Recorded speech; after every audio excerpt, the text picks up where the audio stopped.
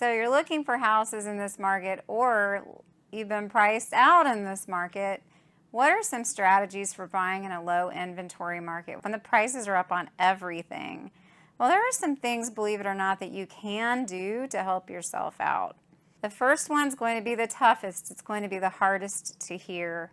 But we're kind of going to do some throwback thinking here, some old school type thinking. Basically, you need to change your lifestyle and prioritize the purchase of a home. And I know that that is tough right now, and that's hard to hear from anyone.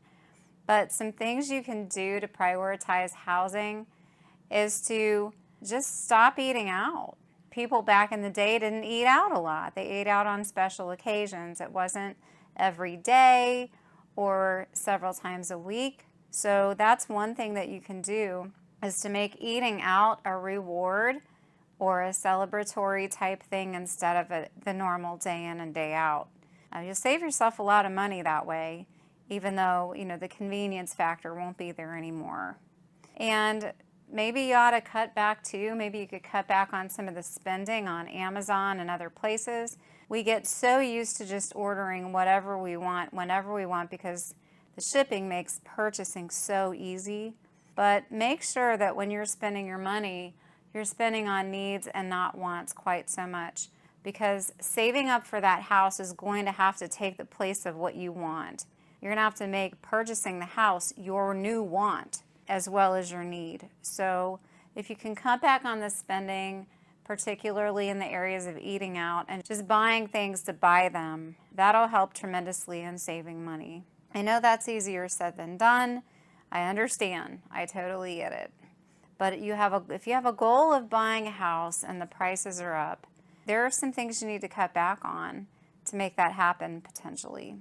So, another thing that you can do now is think multi-gen. A lot of people are doing this where they kind of come together, parents and children, family members, aunts and nieces or nephews, uncles.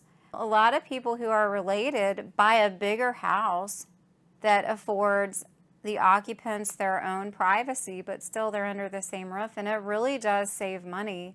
And it helps out with older family members to have those younger family members around helping them out. So think multi-gen. It really works out, especially if you plan and make sure that you have, one set of people occupying a downstairs and another occupying an upstairs, or you get a ranch with a split floor plan where everyone has their own space. That really does help out. So you can think multi-gen. You can buy a multifamily. The millennials started doing this a decade ago or more. They would live in one unit and then they would rent the other unit or units out and basically have their mortgage paid for them. Multifamilies used to be a lot cheaper to buy because they weren't as desirable, but it seems like the millennial generation made them super popular. They're just little superstars right now, the duplexes and the four families. Something that's more manageable, where you can actually get your mortgage paid and maybe friends can occupy some of the units. So some people are in a position to do that, and believe it or not, you can buy a multifamily with an FHA loan as long as you're occupying one of the units. So that was a fantastic strategy about a decade or so ago that really paid off for a lot of people. Something that I'm really surprised about is how many buyers pass up on an off-market opportunity that's a family property. They just bypass it. They don't want it for whatever reason. But if that's something that's an option for you as a first home especially, or a move up, it's not something that you should consider lightly. Because if you buy a family home from family, sometimes you can get a deal on those houses, and it's pretty fantastic. So if you have that opportunity available to you, really think long and hard about passing it up for something else that you're going to have to pay a whole lot more for and possibly compete for. So buying an off-market from a friend or family is a good option. Another thing that you can do is to look for a job that helps you increase your income.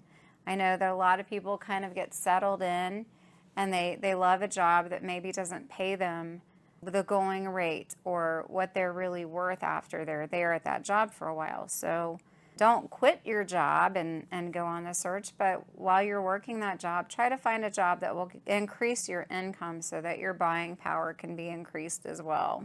Another thing that you can consider if you're young, especially, is staying at home longer and actually saving up money while you're living at home, because the more money you have saved up, the less money you have to borrow. So it saves you in the long run. I tell my kids this all the time. They're all out of high school, and I tell them just to, come back home and take that money that they'd be paying in rent and stash it into a bank account so that they have plenty of money to work with when the time comes. Those are some strategies for purchasing in this current market where the prices are high and the rates are higher than they have been for a long time as well.